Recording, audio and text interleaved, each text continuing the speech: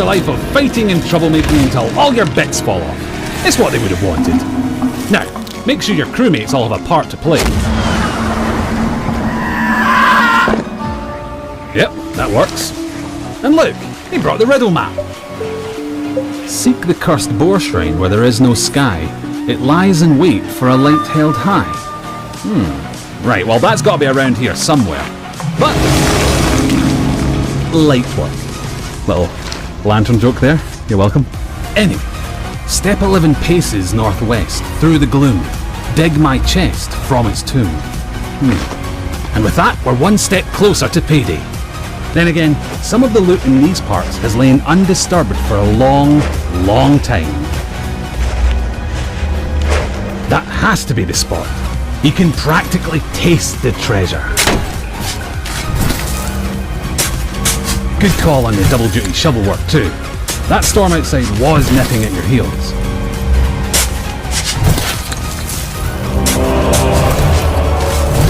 Ah, very nice. Of course, the trouble with treasure as a rule is that the owners really like to hang on to it. If you've got your hands full, it's up to your crew to watch your back.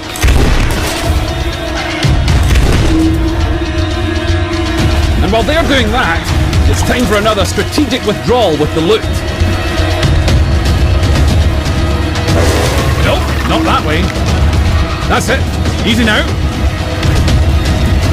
Don't stop, keep going. Almost there. Watch that next step, it's a doozy.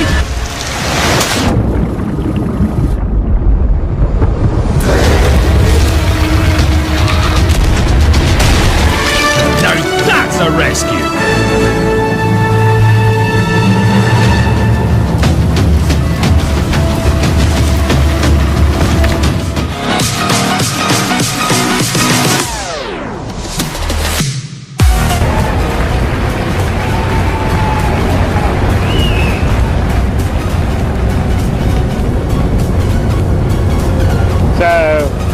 Very Blade Runner-esque. We got going.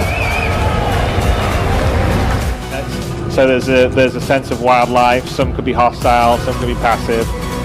But we essentially want to make these planets living places that feel visceral, that have their own identity.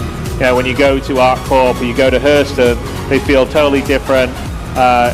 They match with the sort of story and the history and the lore, and they feel tactile. They feel like a place that you could visit, a place that you could go and tell stories of and take pictures of or share with your friends. So someone's conveniently left us a knot. Can use that to get a bit closer into the city.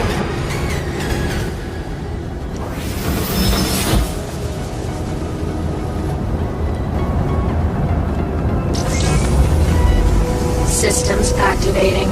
Systems on.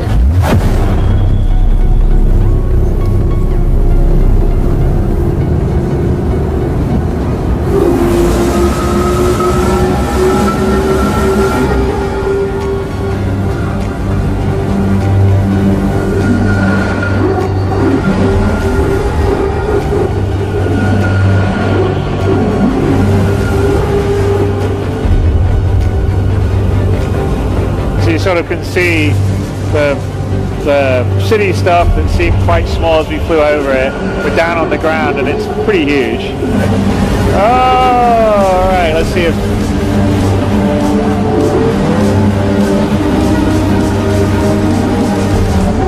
Oh! Len, you're just showing off now.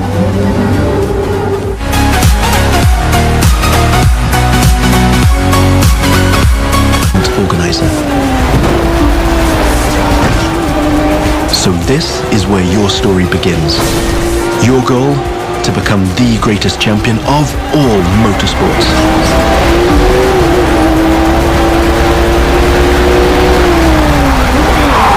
Perspectives the Crew 2 has to offer using only one button. From the top of buildings to the bustling city streets below or the busy waterways, the whole of the USA is ready for you to explore.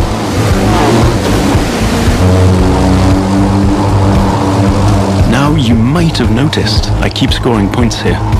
That's what we call dynamic freestyle.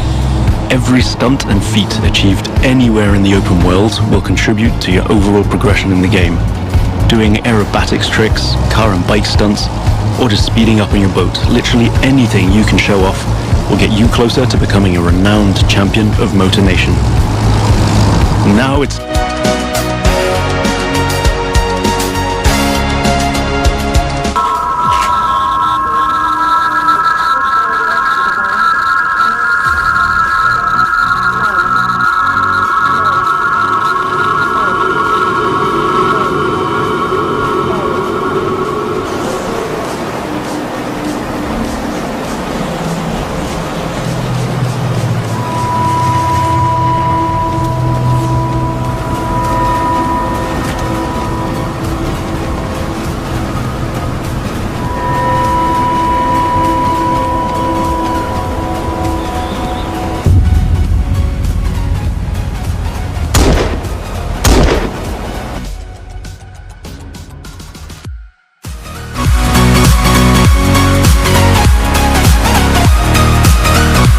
along with separate layers of clothes that can have different wetness values also. This means that parts of your gear can be dry or wet depending on what you do. Body parts that are covered separately are feet, legs, torso, hands, and head. If you're standing in the water up to your waistline, then only your legs and feet will be wet. The rest of your body will stay dry. Also, if you jump into the water, your gear will almost instantly become fully wet. Even if you have a raincoat or some other water-resistant clothing that isn't fully sealed, it will not help you to stay dry. The success formula here is, if you want to keep your gear dry, stay away from the bodies of water, or at least drop everything to the ground. Jump into deep water with all your gear on. Take a moment to see what happened to our dear Adolf last year. That particular summer day, he was showing off at the pier. He accidentally fell into the water along with his traveling backpack on his back. To make things even worse, the backpack was full of his mother's lingerie. The next thing you know, all that stuff simply pulled him directly to the bottom. The only way to survive in this kind of situation is to drop excessive weight until the buoyancy pulls you up. The amount of gear that your character can carry while swimming largely depends on your swimming skill and stamina. Sooner or later, you'll become tired and most likely, you'll sink. It's as simple as that. Now, let's talk about ways of drying your stuff off once it becomes wet. The easiest way to dry your clothes is by using the heat of your body in combination with the air temperature and wind. This is particularly useful